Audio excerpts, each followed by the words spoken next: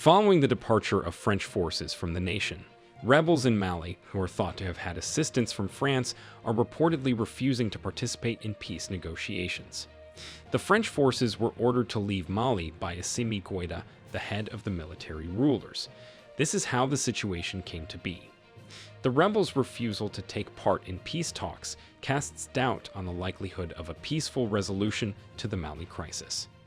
In this video, we will discuss the history of the conflict, France's role in it, and the effects of the rebels' rejection of peace negotiations. In recent years, Mali has faced an Islamist insurgency, primarily led by groups affiliated with Al-Qaeda and the Islamic State. These groups have exploited the political instability and socio-economic grievances in the country to gain influence and control over certain regions. This has resulted in widespread violence, displacement of populations, and humanitarian crisis. In response to months of fighting between rebels and the army, the country's military authorities proposed a direct inter-Malian conversation for peace and healing, which separatist Tuareg groups rejected on Tuesday. Mohamed El-Maghlad Ramadan, a spokesman for the Tuareg rebellion, said that Goita's announcement of an inter-Malian peace dialogue was a way of pronouncing the 2015 agreement definitively null and void and kicking out the international mediation. More will be said about this 2015 agreement in the following paragraphs. We see this as a rejection of an agreement already signed by all parties and guaranteed by the international community, and we are not ready to take part in a peace process that will only be a sham, he added. 8 years of relative peace were broken in August by renewed fighting between Mali government troops and rebels as both sides scurried to fill the void left by the departure of UN peacekeepers. Colonel Assimi Goita, the military ruler of Mali, declared the creation of a direct inter-Malian dialogue for peace and reconciliation to eliminate the roots of community and inter-community conflicts during his New Year's speech on Sunday. The dialogue, according to him, would prioritize national ownership of the peace process. Goita pledged to keep up the battle against armed terrorist groups and stated that the geographical integrity, unity, and secularity of the Malian state were not going to be discussed. Bear in mind that an Algiers-brokered peace agreement between Bamako and predominantly Tuareg armed groups was signed in 2015. The Algiers Accord aimed to bring stability to the country's vast northern desert, the cradle of several Tuareg uprisings since the 1960s, and a sanctuary for armed fighters linked to Al-Qaeda. Mali was shaken by a coup in 2012 that cleared the way for Tuareg separatists to seize towns and cities in the north. The military authorities of Mali, who took over the country in a coup in 2020, retook the vital northern town of Kidal in November. Kidal is home to separatist organizations led by Tuaregs, which have long been a serious threat to the military government's sovereignty. The rebels pledged to fight on, even though they acknowledged at the time that they had lost their stronghold town. The leaders of the Tuareg separatist movements claim that some of their leaders currently reside in Algeria, where it serves as the primary mediator in efforts to restore peace to northern Mali. Since Bamako denounced Algeria for meeting with Tuareg insurgents without consulting the Malian government, ties between the two countries have never been better. France has played a significant role in Mali, both historically as a former colonial power and in recent years through military interventions. In 2013, France launched Operation Serval to counter the Islamist insurgency and support the Malian government. This operation was later succeeded by Operation Barkhane, which aimed to stabilize the Sahel region.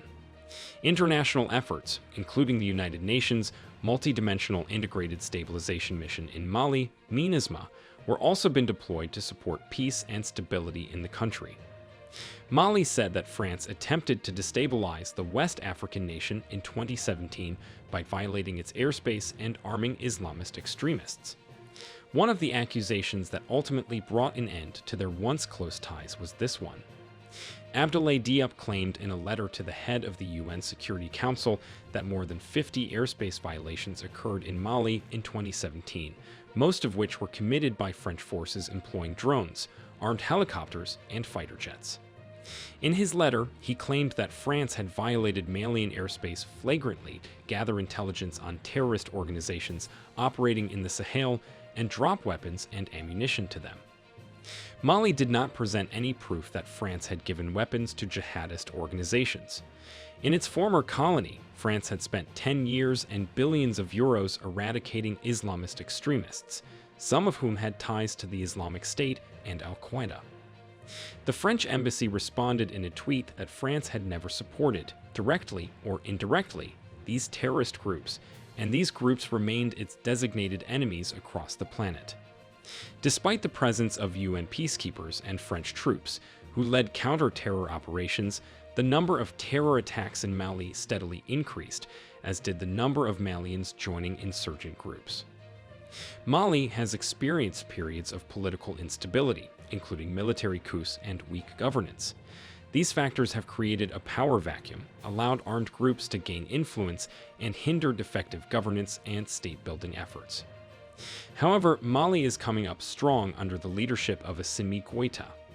The UN Multidimensional Integrated Stabilization Mission in Mali, MINUSMA, was deployed to Mali in 2013 following a violent insurrection by separatist rebels attempting to take control of the north of the country and a subsequent military-led coup. The mission included more than 15,000 troops and personnel who served in cities and towns around the country. Over its 10 years of operation, MINUSMA helped Mali address several issues.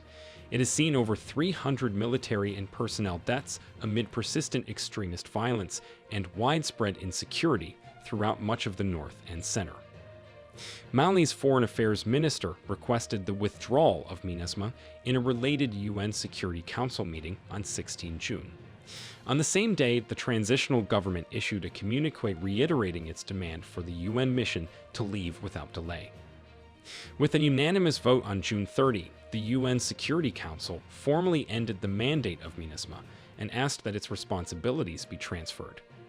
The resolution also called for the mission to be safely and orderly drawn down and withdrawn by December 31, 2023, with a liquidation period to follow. To fulfill this goal, MINUSMA developed an integrated withdrawal plan based on ensuring the safety and security of UN personnel, meeting the 31 December deadline, safeguarding the mission's legacy, and preserving an environment conducive to long-term UN engagement in Mali. MINUSMA chief Mr. Wayne said the mission might be leaving, but the UN will remain in Mali. UN funds, agencies, and programs were in Mali well before the deployment of MINUSMA and will stay in Mali well after the withdrawal, he said. Bear in mind that Mali is suspended from the regional bloc, the Economic Community of West African States, along with Guinea, Niger, and Burkina Faso, all of which are also run by military governments that took power in coups. Mali, Burkina Faso, and Niger have been working together to better their countries. In September, these three countries created a defense pact called the Alliance of Sahel States. Mali, Niger, and Burkina Faso are rejecting long-standing links to France and are growing closer to Russia, with French forces now having left all three countries. Since it is said that the rebels in Mali are sponsored by France, could this be the reason why these rebels are refusing to take part in the inter-Malian conversation for peace? According to the most recent reports, Mali's military has discovered several U.S. mercenaries at the country's military base. Considering that all U.S. troops left Mali following the coup and the military partnership came to an end, it becomes questionable. You may want to know if the U.S. is still active in Mali. For over 10 years, millions of emails associated with the U.S. military have been sent to Mali. Johannes Zorbier, a Dutch entrepreneur contracted to manage Mali's domain, told media about this happening, despite his repeated attempts to warn the perpetrators. Mali's armed forces discovered evidence of U.S. mercenaries' presence in the Anafis region. Since January 2023, Zorbier has reportedly intercepted over 117,000 emails, several of which contain sensitive information related to the U.S. military.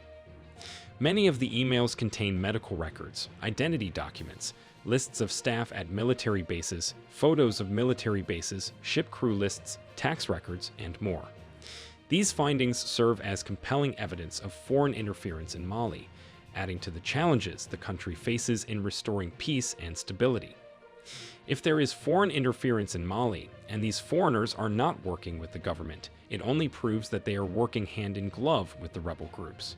So, they are the ones pulling strings from the back while the rebel groups execute. What do you think will be Assimi Goita's next move, since these rebels are refusing the peace dialogue? We would like to know what you think in the comments below. Encourage us to keep making videos like this for you by liking this video and subscribing to the New Tourist channel. Turn on notifications too, so you get notified whenever we upload videos like this. Thanks for watching, and see you in our next video.